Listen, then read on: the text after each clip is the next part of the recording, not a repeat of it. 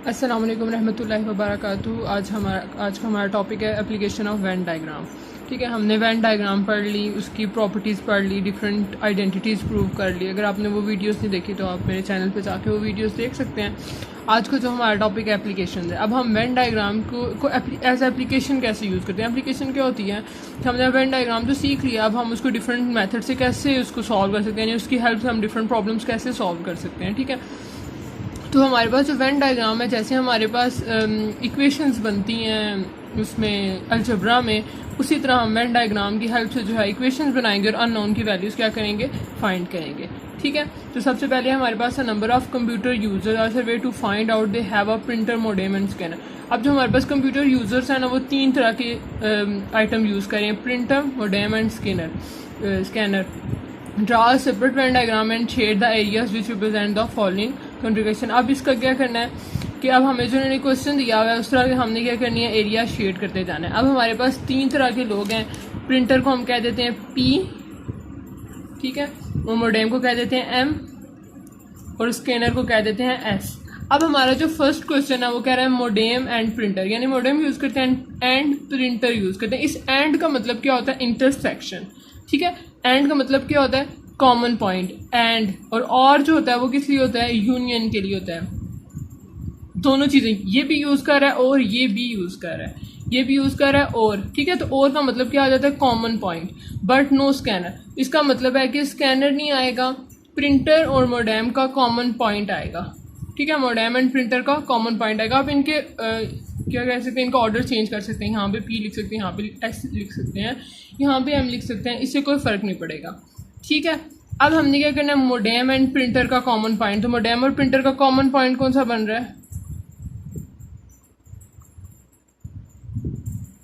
ठीक है, ये वाला जो पॉइंट है ना, ये कहाँ जा रहा है, ये स्कैनर का पॉइंट भी आ रहा है। तो हम इसको शेड नहीं करेंगे, हमने सिर्फ प्रिंटर और मोडेम का इंटरसेक्शन कॉमन पॉइंट क्या करना है, शेड करना है। तो वो हमारे पास क्या आ जाएगा, ये वाला पॉइंट आ जाएगा। ठीक है, इंटरसेक्शन, इसका एंड का मतलब क्या है, इंटरसेक्शन। तो हमने क्या किया, इसको शेड कर लिया।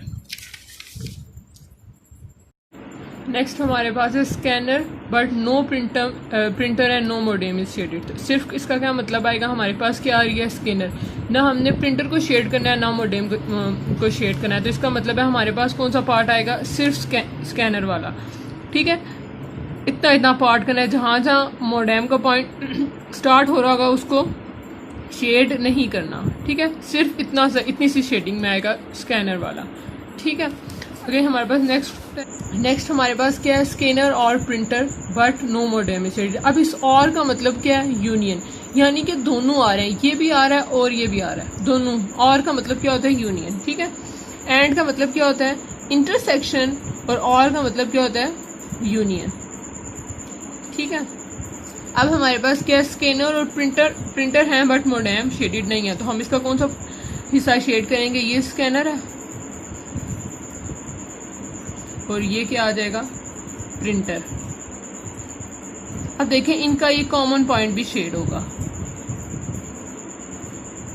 पर देखें ये वाला हिस्सा नहीं होगा, जहां जहां मोडेम टच कर रहा है वो वाला हिस्सा शेड नहीं होगा।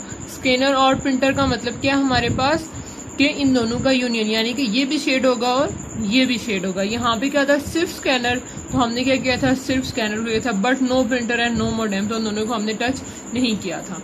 ठीक है, और इसमें हमारे पास क्या है, स्कैनर और प्रिंटर, तो इसका यूनियन आ जाएगा। नेक्स्ट क्वेश्चन हमारे पास क्या है, no modem and no printer is shaded. ठीक है, अब इसका क्या मतलब है कि हमने ना मोडेम शेड करना है और ना प्रिंटर शेड करना है। तो क्या शेड करना है, स्कैनर और ये यू। इसका मतलब क्या है, ये कंप्लीमेंट है, मोडेम भी माइनस हो रहा है, प्रिंटर भी माइनस हो रहा है, तो बाकी क्या रह जाएगा, यूनिवर्सल सेट और स्कैनर।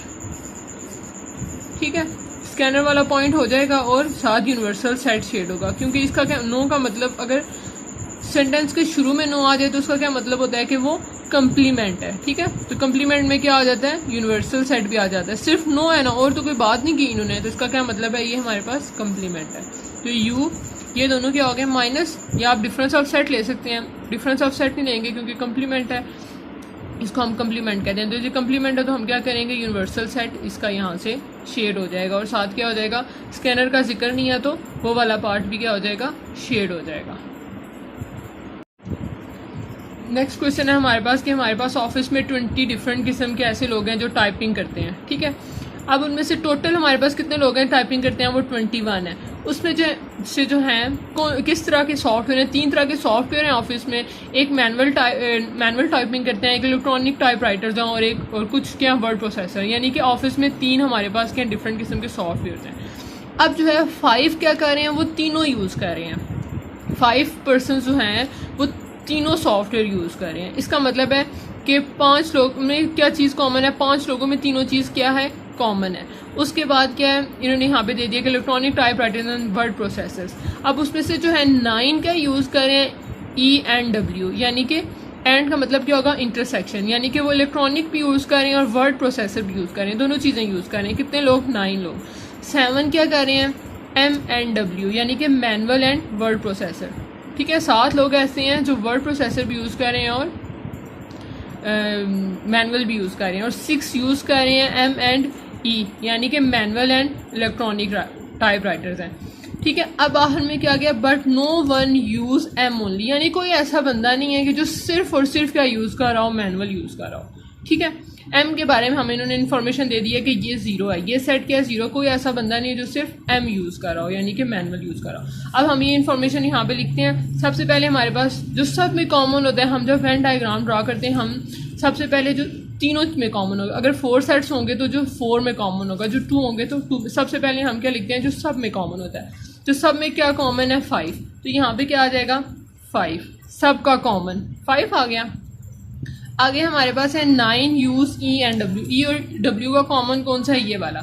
अब जो है ये टोटल 9 है, तो 9 में से 5 माइनस करेंगे, क्योंकि ये चीज़ पे तो कॉमन है ना। अब हम यहाँ पे डायरेक्ट 9 ही लिख सकते, क्यों, क्योंकि ये जो 9 है ना वो इनमें से लोग हैं, कुछ लोग ये वाले भी हैं, ठीक है। कुछ लोग जो तीनों यूज़ कर रहे थे ना, उसमें से 4 एक्स्ट्रा आ गए जो ENW सिर्फ यूज़ कर रहे हैं। तो 9 माइनस 5 करके हम यहाँ पे क्या लिखेंगे, 4, यानी कि जो सब में कॉमन था उसमें से इसको क्या कर दिया, माइनस कर दिया। आगे 7 यूज़ M&W, तो 9 माइनस 7 माइनस 5 2, ठीक है। 7 माइनस 5 2। 6 यूज़ M&E, M&E क्या आ जाएगा, 6 माइनस 5 1, ठीक है। सबसे पहले हमने क्या लिखा, जो तीनों में कॉमन है, फिर क्या लिखा, जो 2-2 में कॉमन है, फिर जो 2-2 में कॉमन है उसको टोटल वाले में से क्या करते हैं कि minus, n minus 5 7 minus 5 6 minus 5। यहाँ पे हमारे पास क्या आ गया, यूनिवर्सल सेट जो कि 21 है, ठीक है। अब इन्होंने लास्ट हम इंफॉर्मेशन क्या दी है, but no one use M only, तो M क्या आ जाएगा, 0, ठीक है। अब हमें ये दोनों चीज़ें नहीं पता, ENW ये अननोन्स है। अब हम इन अननोन्स को फाइंड करेंगे। अब हमारे पास क्या था, E और W यानी इलेक्ट्रॉनिक और वर्ड प्रोसेसर के, हमें इसका तो पता है ये 0 है, मैनुअल टाइपराइटर्स का हमें पता है ये 0 है, बट इन दोनों का नहीं पता। अब इसके लिए उन्होंने हमें कुछ इन्फॉर्मेशन दी हुई है जिसकी हेल्प से हम ये दोनों सेट्स क्या कर सकते हैं, फाइंड कर सकते हैं। सबसे पहले हम इन अननोन्स को कह देते हैं कि E हमारे पास X है और W हमारे पास Y है, ठीक है। अब कहता है if the same number of typers use electronic as use word processor, यानी कि इनका जो भी आंसर आएगा उसमें क्या होगा, जितने इलेक्ट्रॉनिक यूज़ करें उतने वर्ड प्रोसेसर करें। अगर फ़र्ज़ करें कि इलेक्ट्रॉनिक एक बंदा यूज़ कर रहा है, सिर्फ एक बंदा अकेला, तो वर्ड प्रोसेसर भी एक ही ऐसा बंदा है जो सिर्फ वर्ड प्रोसेसर यूज़ कर रहा है। अगर 2 हैं तो फिर ऐसा होगा कि अगर ये 2 हैं तो ये भी 2 हैं, ये 3 है तो ये भी 3 है। तो इसका मतलब क्या हुआ कि ये दोनों क्या हैं, बराबर हैं। तो हम यहाँ पे क्या लिख सकते हैं, number of E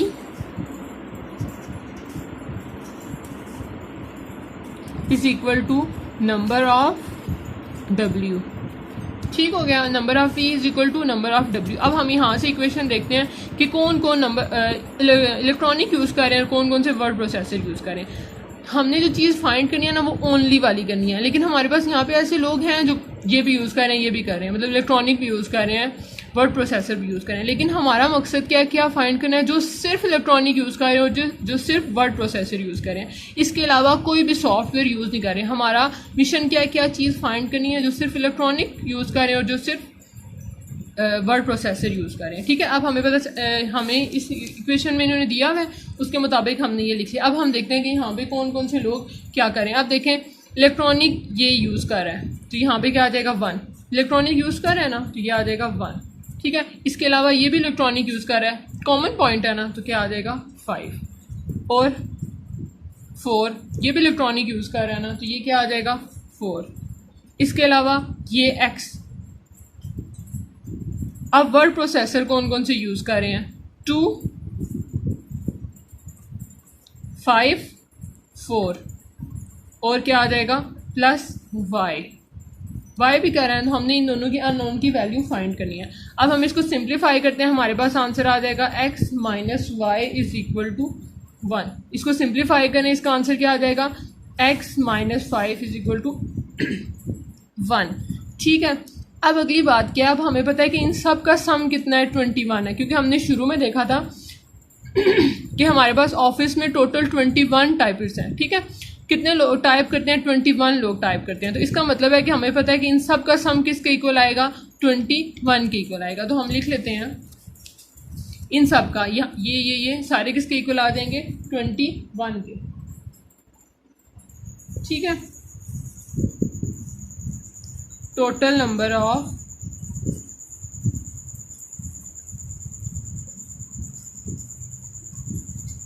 is equal to 21। अब हम ये सारे लिखेंगे, 1 plus 5 plus 2 plus 4 plus 0 plus x plus y is equal to 21, ठीक है।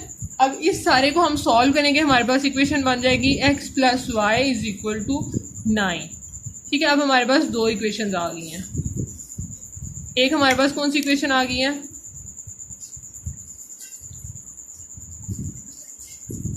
अब इसमें क्या करेंगे, इन दोनों को क्या करेंगे, ऐड करेंगे, तो हमारे पास क्या आ जाएगा x इज इक्वल टू 5,